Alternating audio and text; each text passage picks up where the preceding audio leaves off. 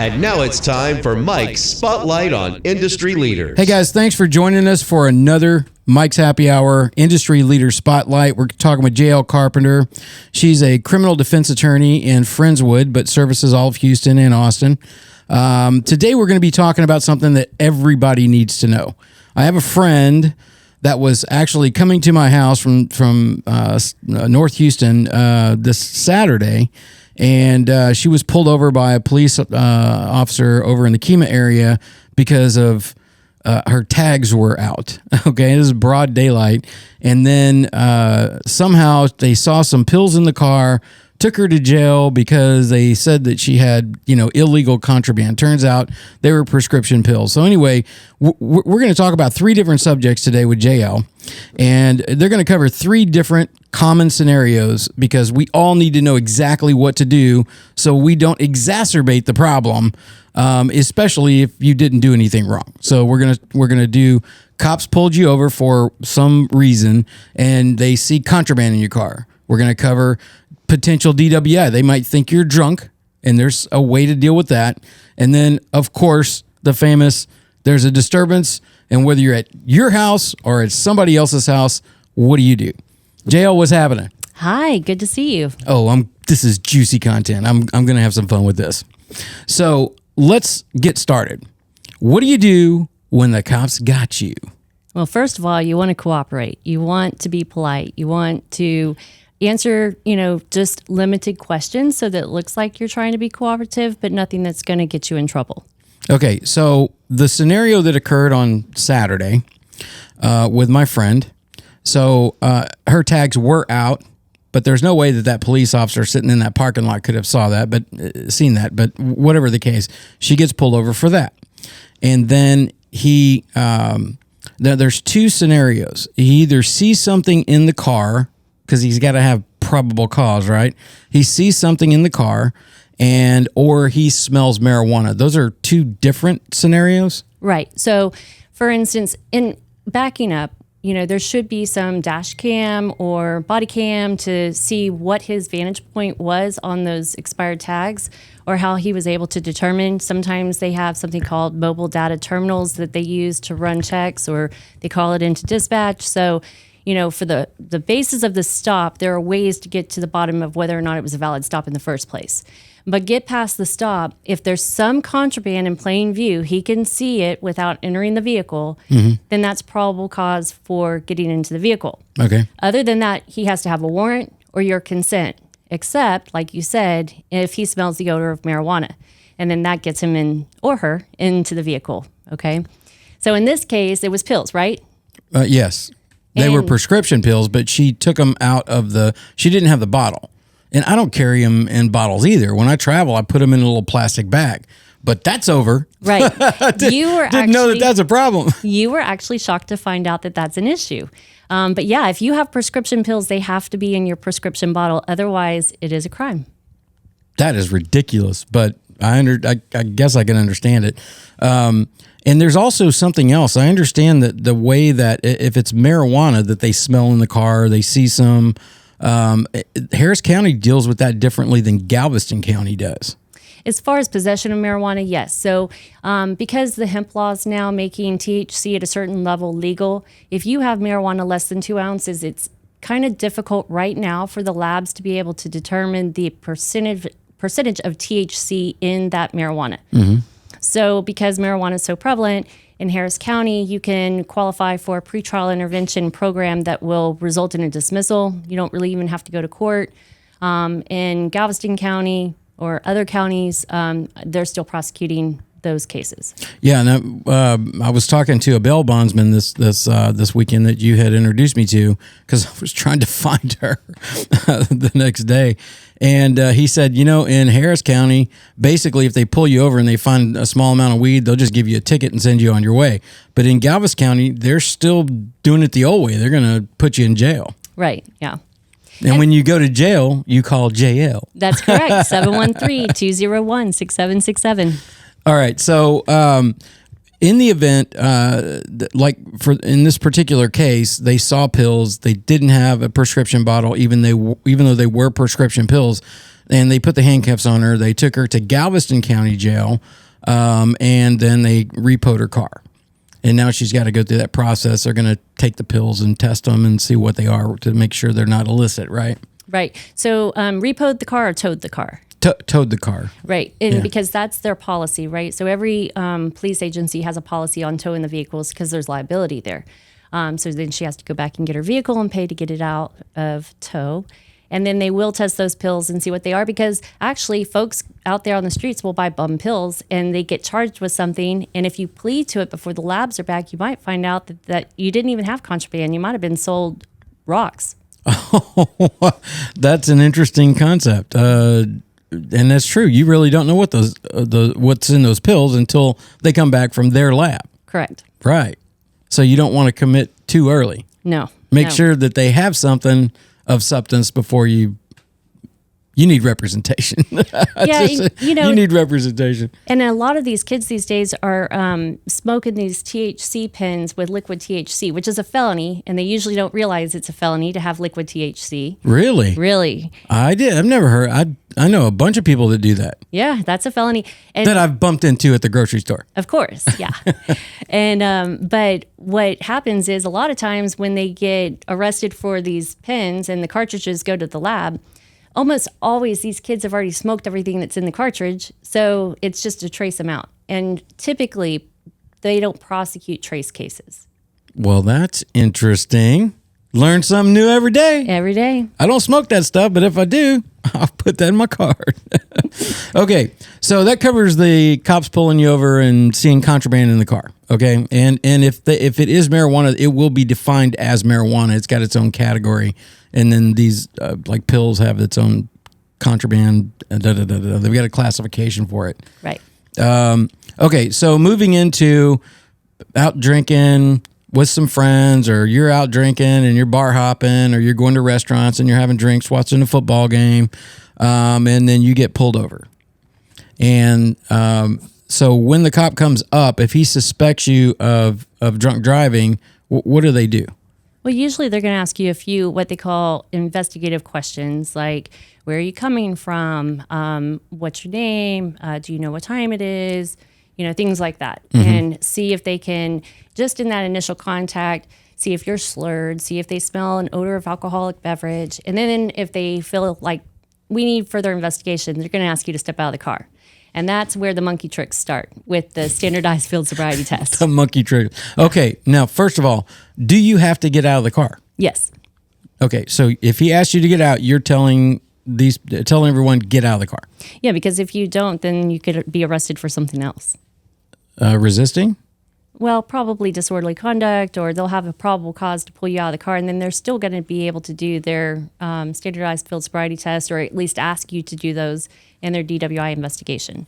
But from the moment that they pull you over, they're recording everything to make a case against you. So whether it's body cam or dash cam, they have a mic on them. Everything you do and say at that point is being recorded, because they're starting to build their case against you. You don't have to help them build that case. So shut up. Okay, so if you're sitting in the car next to this person, they do what the officer asks them to do. They get out of the car, right? Right. And they're standing by their car, and he's trying to get them to get in front of the car and follow the pen and do all those things, right? What would be your advice to that person? Well, you're probably going to jail one way or another. So it's up to you if you feel like you want to do any of the monkey tricks. The first test that they will do is the HDN, is what we call it. And that's just looking in your eyes to determine whether or not there's an involuntary jerkiness at a 45-degree angle, so that they can say, well, this person has alcohol in their body. Well, jurors don't really care about that test, because you can drink and then drive as long as you're under the legal limit. Right. But usually in a jury trial, they're lining you up with something in the background to see if you're swaying while they're checking your eyes. Then the next one is the walk and turn, and these are divided attention tests, because they're checking both your mental and your physical faculties. So they'll ask you to stand in an instructional phase, and they'll say take 9 heel-to-toe steps down, do this turn with a series of steps, come back. And the reason they say 9 instead of 10 is because that's the mental part of it, right? But they don't tell you, you have about a 1-inch gap leeway between heel and toe. They don't tell you you can lift your arms about 6 inches away from your body. Mm-hmm. But if you use your arms too much, if you step off the imaginary line, I don't know if it's the officer's imaginary line or your imaginary line that you're stepping off of, but Well, but here's the thing. I know people that are absolutely uncoordinated. Right. Okay. Whether they're drunk or not, they just don't have real good coordination. Right. And in a rare scenario that would be the case, they're going to be standing in front of the car and on the body cams, and it's going to look like you are intoxicated if you're not very coordinated doing these types of maneuvers. right. And you're saying that's probably better you don't do that because they're probably going to take you to jail anyway, and basically build a case against yourself.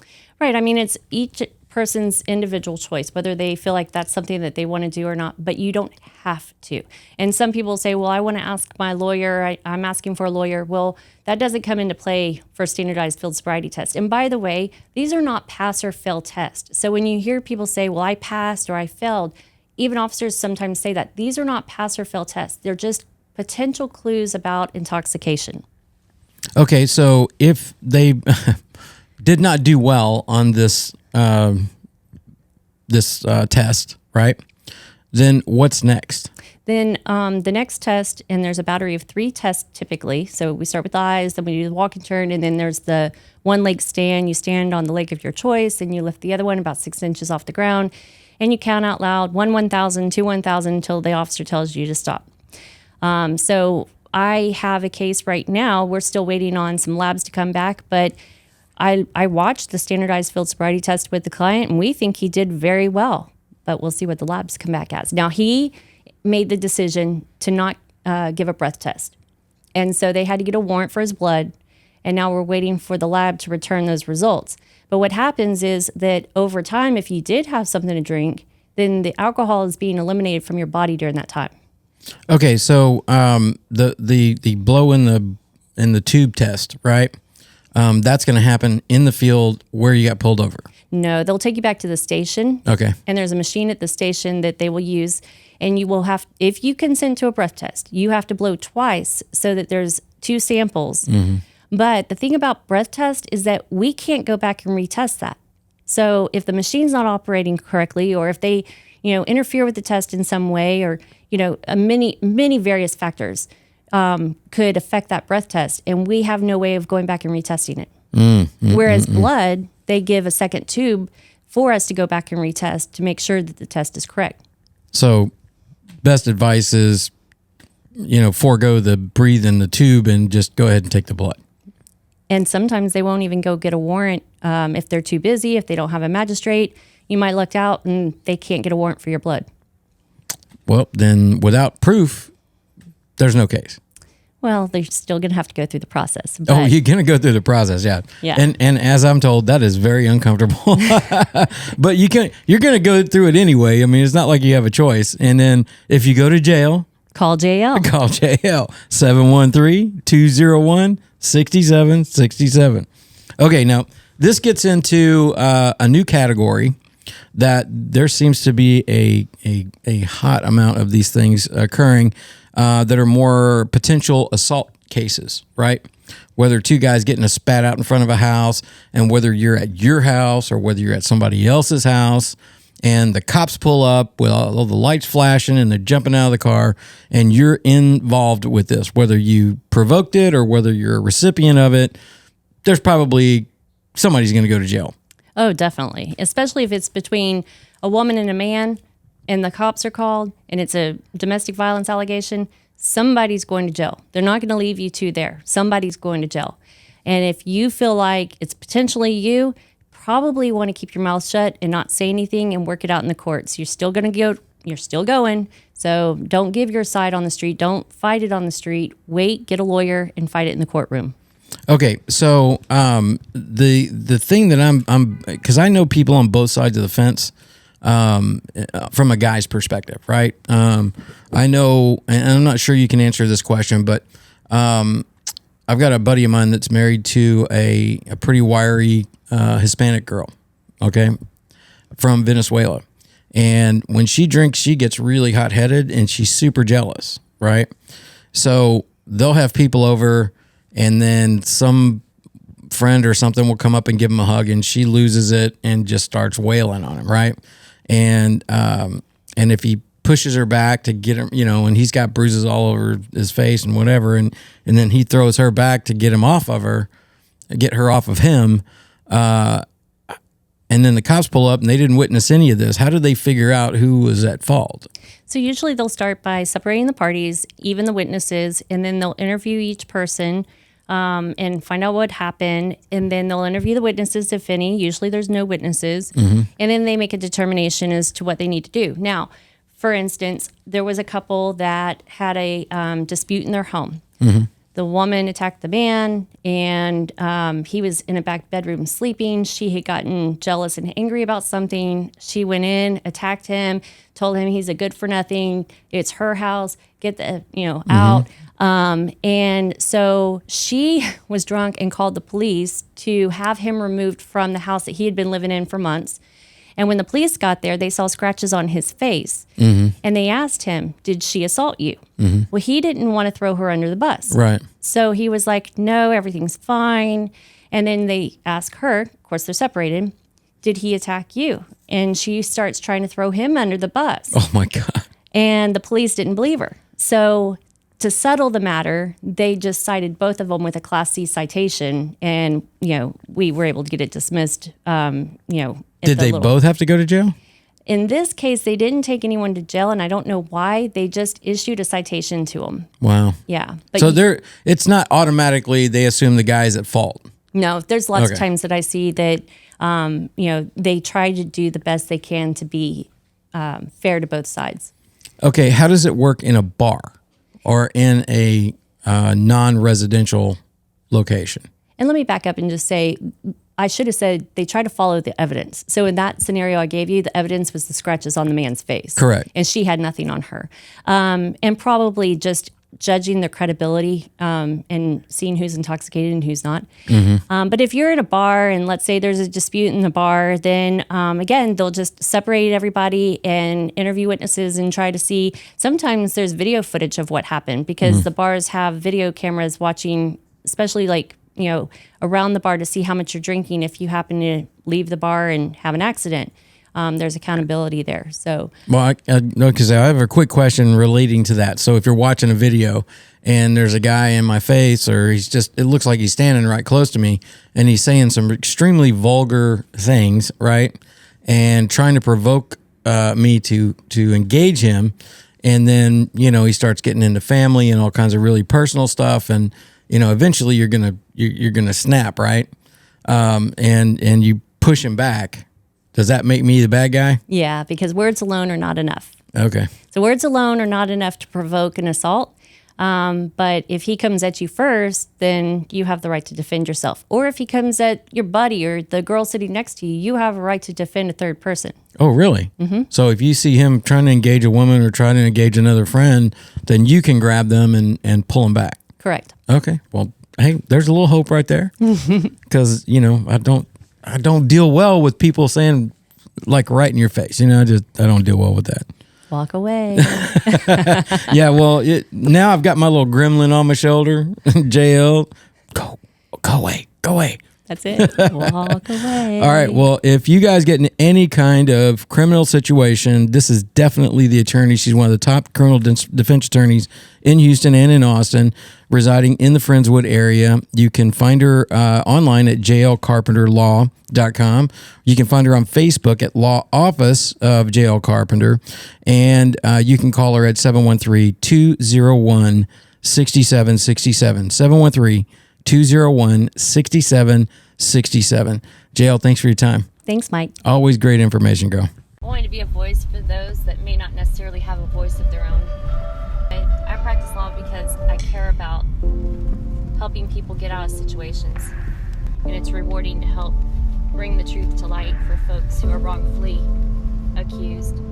Sometimes I'll say I represent the misunderstood.